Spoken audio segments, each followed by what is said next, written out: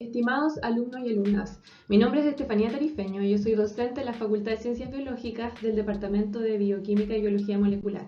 Juntos vamos a revisar las temáticas asociadas a proteínas y enzimas y hoy vamos a comenzar con la clase introductoria a la estructura y función de proteínas. Espero que estas y las próximas cápsulas sean de su agrado. El objetivo de aprendizaje de esta clase es conocer generalidades de las proteínas.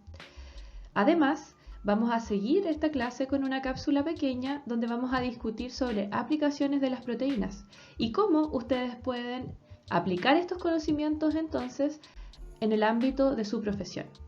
Partamos por la pregunta más básica de esta cápsula, que corresponde a ¿qué son las proteínas? Bueno, por definición las proteínas son macromoléculas y son una de las macromoléculas más versátiles de los seres vivos. ¿Por qué? Porque desempeñan muchas funciones variadas en los organismos vivos. De hecho, prácticamente todos los procesos biológicos y bioquímicos están de una o de otra manera mediados por proteínas.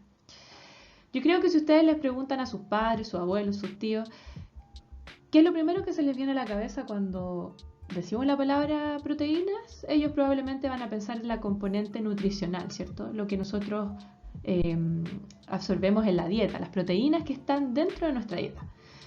Sin embargo, a mí me gustaría que al final de este curso ustedes pensaran las proteínas algo así como un modelo, como este modelo que nosotros vemos acá, que tiene diferentes niveles estructurales, componentes distintos que le van a permitir llevar a cabo su función. Además de estar mediando todos los procesos bioquímicos, las proteínas son un componente principal en los organismos. De hecho, estas biomoléculas corresponden a un 50% del peso seco de los organismos. Acá vemos una bacteria donde un 70% corresponde a agua y un 30% a componentes secos. Dentro de ese 30%, un 50% corresponden a proteínas. Como les comentaba, la composición de proteínas es similar en todos los organismos. Acá les dejo un ejemplo de la composición del cuerpo humano, donde tenemos que del peso seco un 50% está asociado, ¿cierto?, a proteínas o proviene de proteínas. Interesante para ustedes es que existen algunos organismos que pueden llegar a tener una componente mayor proteica. Es así el caso de algunas algas y hongos que pueden llegar a tener dentro de su peso seco un 70% de proteínas. Esto es interesante sobre todo para la industria alimenticia, ya que estos organismos pueden llegar a ser nuevas fuentes de proteínas para la alimentación de humanos y animales. Respondamos la interrogante de dónde vienen las proteínas. Para responder esta pregunta, lo que debemos hacer es primero identificar qué parte del genoma de un organismo está asociado a la producción de proteínas. Acá podemos ver un esquema bastante simplificado que divide el genoma de diferentes organismos en tres porciones o tres regiones principales. Vemos para bacterias, para levaduras, para gusanos y para humanos. Tenemos una primera región que se ve en azul acá, ¿cierto?, que se denomina regiones no transcritas. Estas regiones no transcritas, en palabras simples, son regiones que tienen funciones regulatorias, que básicamente van a decir qué se hace y qué no se hace con el resto del genoma. Luego tenemos en rojo las regiones que son transcritas no codificantes, o sea, son regiones que se transcriben, van a generar moléculas de RNA, pero estas moléculas no van a producir proteínas. Van a ser moléculas de RNA funcionales que no producen proteínas. Y posterior, la última región que tenemos es la región en color verde, que son regiones que están asociadas a la producción de proteínas. Si ahora vamos y avanzamos, ¿cierto?, en la complejidad de los organismos desde bacterias hasta humanos, podemos ver que esta distribución va cambiando. Si nos enfocamos en humanos, vamos a ver que una parte muy pequeña del genoma está asociada a la producción de proteínas. De hecho, si nosotros revisamos, por ejemplo, la proporción del genoma que es transcrita, o sea, si sumamos las regiones rojas con las verdes, vamos a ver que en total todas las moléculas de ARN que se forman, de todas las moléculas, ¿cierto?, una proporción muy pequeña corresponde a RNAs mensajeros que van a ser los RNAs que producen las proteínas. De hecho, en general se habla que solo un 2% del genoma humano está asociado a la producción de proteínas.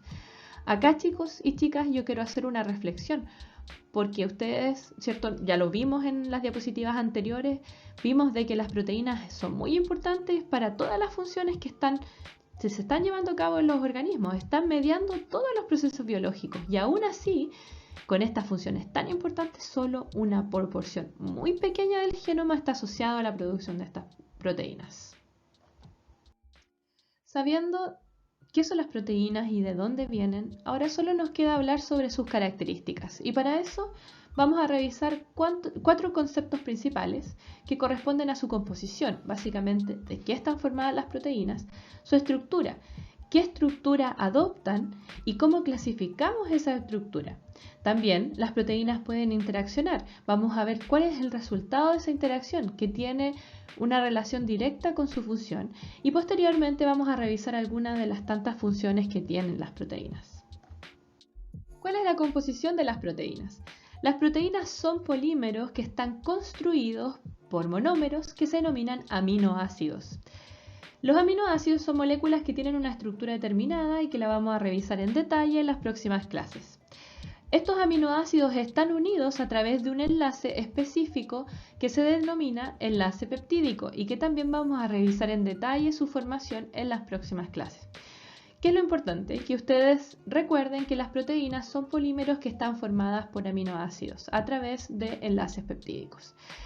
Acá nosotros vemos una esquematización de una proteína como una hebra lineal, pero la realidad es que las proteínas tienen una estructura determinada. Cada proteína va a tener una estructura determinada y de hecho nosotros podemos clasificar estas estructuras en diferentes niveles.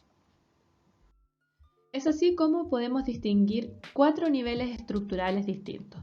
Tenemos la estructura primaria, que va a corresponder a la secuencia de proteínas. La estructura secundaria, que corresponde a un plegamiento sencillo, ya vamos a ver, en realidad son 2 tipos de plegamiento. Tenemos la estructura terciaria, que ya esto es un plegamiento tridimensional, y aquí la proteína puede llegar a ser funcional. Y tenemos un nivel de estructura cuaternario o estructura cuaternaria que corresponde a la interacción de proteínas. Es importante que ustedes mantengan en mente que la función de una proteína va a depender de su estructura. Otra característica estructural de las proteínas es que no son moléculas rígidas. De hecho, las proteínas son bastante flexibles y esta flexibilidad va a permitir que las estructuras sean dinámicas, que las estructuras vayan cambiando, lo que nosotros conocemos como cambios conformacionales. Ahora, estas proteínas, como yo les contaba, pueden interaccionar, ¿cierto?, entre sí, pero también con otras moléculas, unir otras moléculas. Y esa interacción va a generar capacidades que no se tienen en la componente individual, o sea, la proteína sin interaccionar con estas moléculas. Como les comentaba, las proteínas pueden interaccionar y al interaccionar van a formar complejos.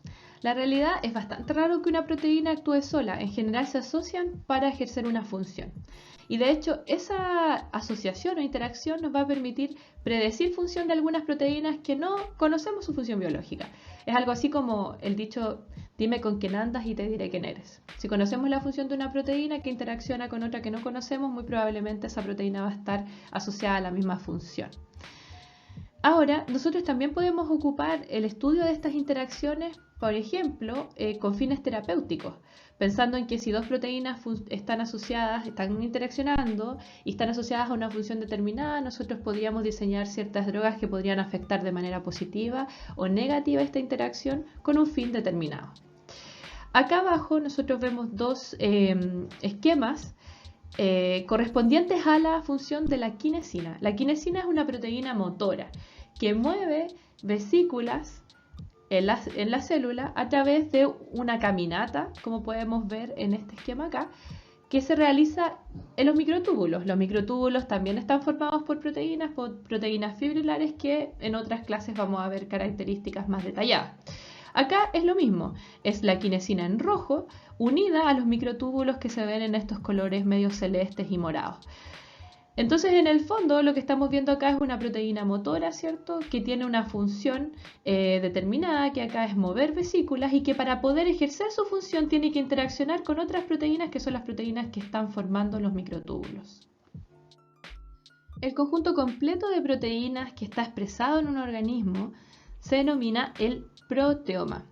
Y ahora cuando uno hace un mapeo a gran escala de las interacciones de todo el proteoma, estas interacciones proteína-proteína, lo que nosotros construimos o obtenemos es un interactoma. Podemos ver acá, cada punto corresponde a una proteína y los trazos corresponden a las interacciones entre proteínas. Lo que podemos ver, por ejemplo, en este caso es que tenemos una proteína que concentra diversas interacciones con otras proteínas distintas. Entonces, este tipo de análisis, estos interactomas, nos permiten a nosotros tener una idea global de cuál es el panorama de interacción de las proteínas en un organismo. Podemos ver, por ejemplo, este es el caso del interactoma para levadura y mucho más complejo lo podemos ver en el caso del interactoma para humanos. Ahora, las interacciones proteicas pueden ser moduladas. Nosotros podemos modular esto utilizando, por ejemplo, moléculas orgánicas pequeñas, anticuerpos o péptidos. La pregunta es, ¿por qué nos interesaría modular la interacción proteica?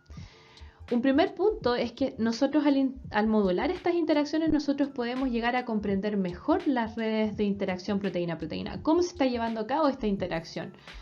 Y esto nosotros, por ejemplo, podemos aplicarlo a comprender mejor mecanismos patogénicos. Pensemos, por ejemplo, en un control de plagas, donde la infección del patógeno se esté llevando a través de una interacción proteína-proteína.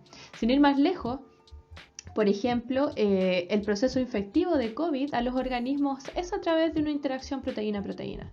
De esa manera, nosotros comprendiendo mejor la interacción, ¿cierto? Este mecanismo de interacción proteína-proteína, podemos desarrollar estrategias nuevas de diagnóstico, terapéuticas y obviamente biotecnológicas.